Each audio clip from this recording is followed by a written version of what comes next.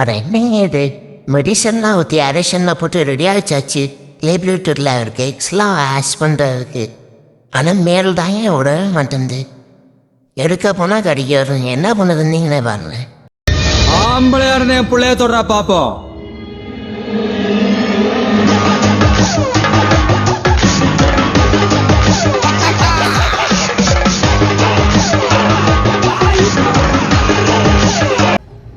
ஓ அப்படியா விஷயம்?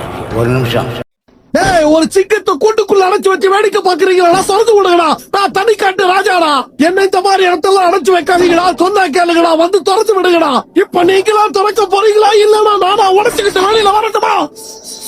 அவ்வளோதாங்க. ஒரு வழியாக வந்துட்டு கிளிப்ரிட் எடுத்தாச்சு.